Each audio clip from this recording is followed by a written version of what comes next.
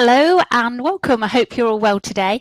I'm just going to have a little chat to you about plantar fasciitis, which I know a lot of people suffer with, and I've got some people in my group currently that are suffering with it. So I just thought I'd come on, do a little bit of a talk about the things that you can do to help yourself if you do have this.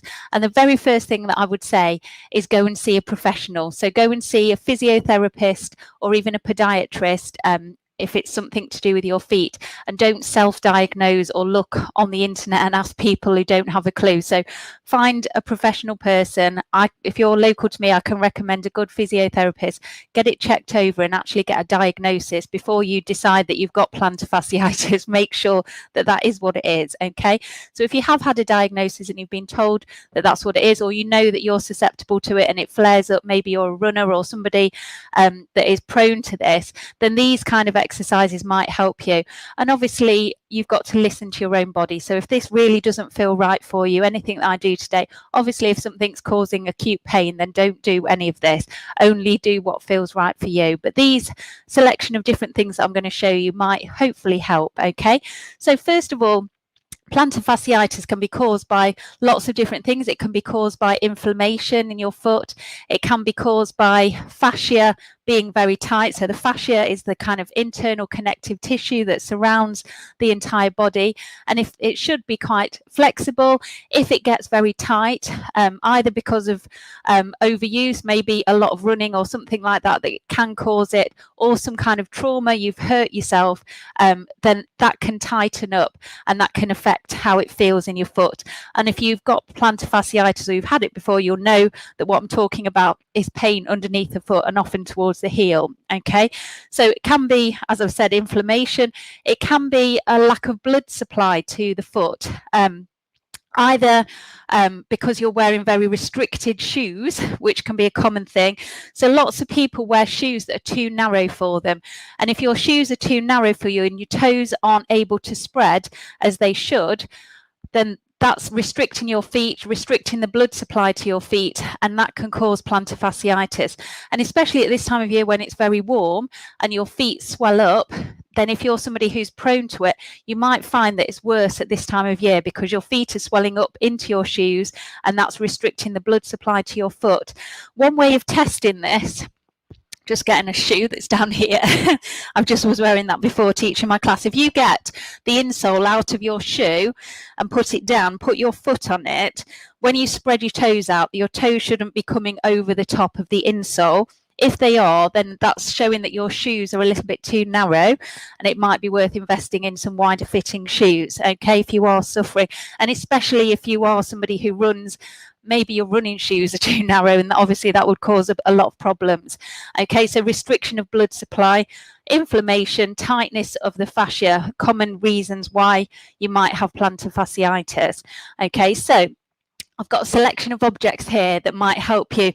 My first and favourite item is a spiky ball. So these are soft, okay, so they're not the rock solid spiky balls or things that you might have in your tumble dryer or anything like that. So a little bit of sponginess to them, and if you want the link, I can post it in the comments below if you want to get any of these.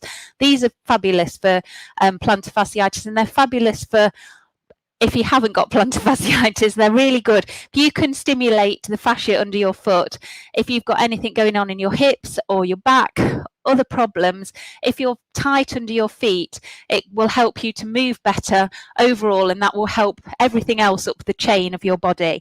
Okay, so if you've got a spiky ball like this, and if you haven't, you could use a tennis ball as well if you're just wanting to do this with me now. So you put the ball under your foot and you roll the ball forwards and backwards. So we're not going side to side, we're going forwards and backwards in line with that fascia. Okay, so just rubbing it forwards and backwards into the inside of the foot and the outside of the foot, underneath the heel, underneath the sole of the foot, and we're bringing blood supply to the foot. We're stimulating it, and those prickles will bring the blood supply to the foot, trying to get it under the toes as well. And you might find you've got some areas of tightness.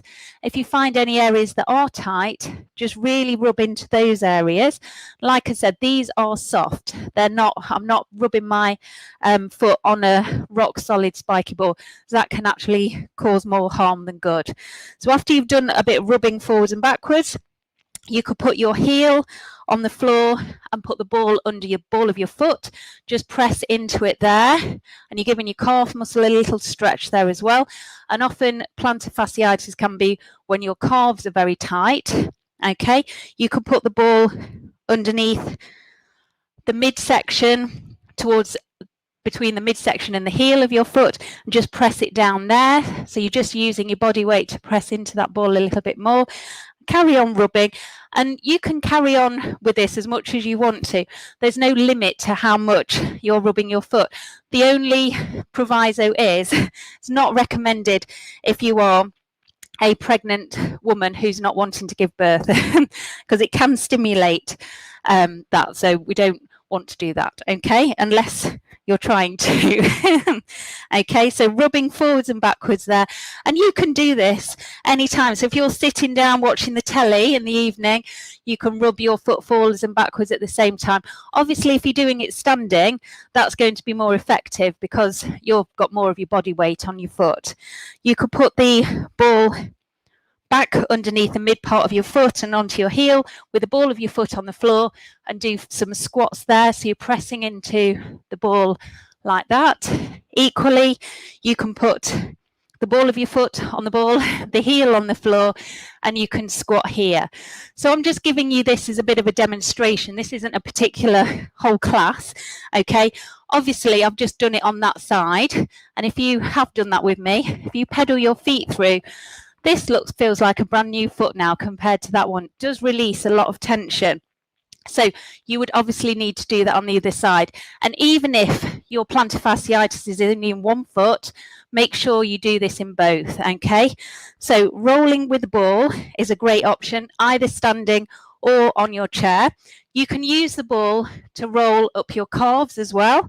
So you can either do that here.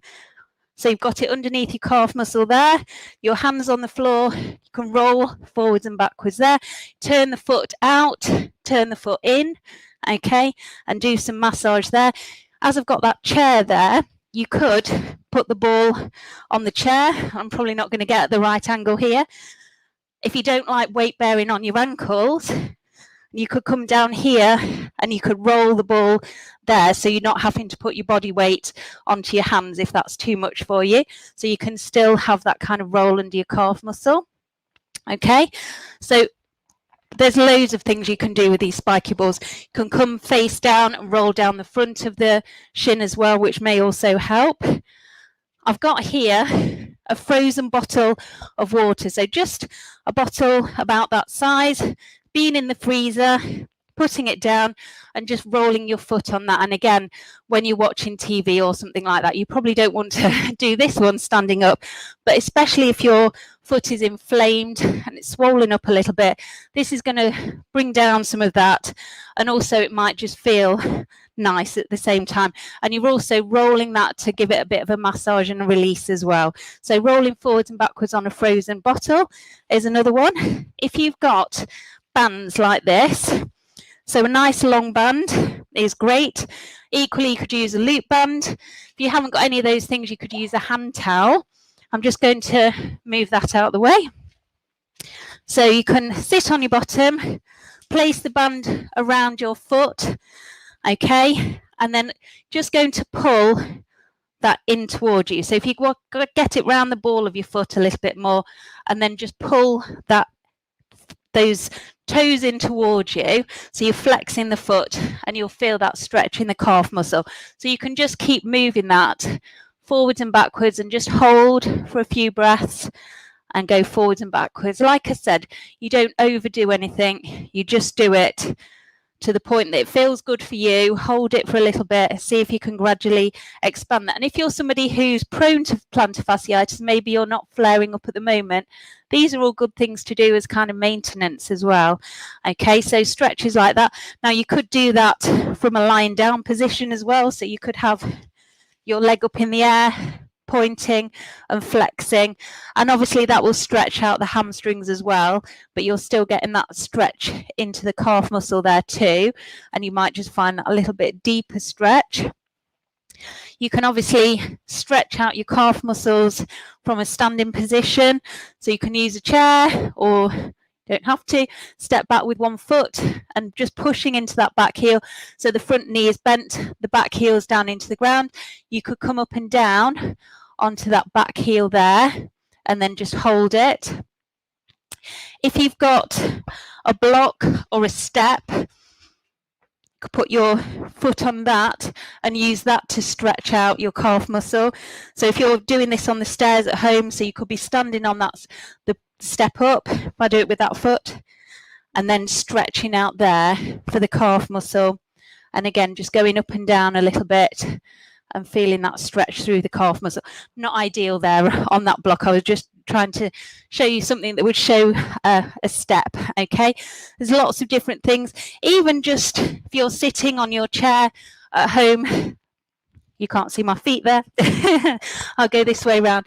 So pointing and flexing your feet, rotating around. So rotating the ankle around, just getting some movement into the feet, rotating the other way, pointing and flexing the foot, pedaling through the feet. Okay, same on the other side. So rotations the other way, pointing and flexing and pedaling through. So we want to get blood supplied to the feet. Obviously, if it's an acute stage of plantar fasciitis, those moves might be too much for you, in which case you might just want to stay with the spiky ball rolling and the frozen water rolling. But hopefully, those are a few little ideas that might give you some relief. Any questions, just let me know. But hopefully that's a few little things to go at. As I said before, see a physiotherapist, see a podiatrist. Otherwise, there are things that you can buy as well, correct toes and different devices. But again, I would suggest that you see a professional before buying things like that. These kind of things, you know, obviously they're relatively cheap. That's about £15 for a pair of spiky balls, and obviously bottles of water, bands or towels are cheap as well. And those kind of things, as long as they're not painful while you're doing them, if you do them regularly, they're not going to cause you any harm. But I would suggest that you see a professional before you buy any kind of boot or anything like that. So hopefully that helps, and I will see you soon. Well done.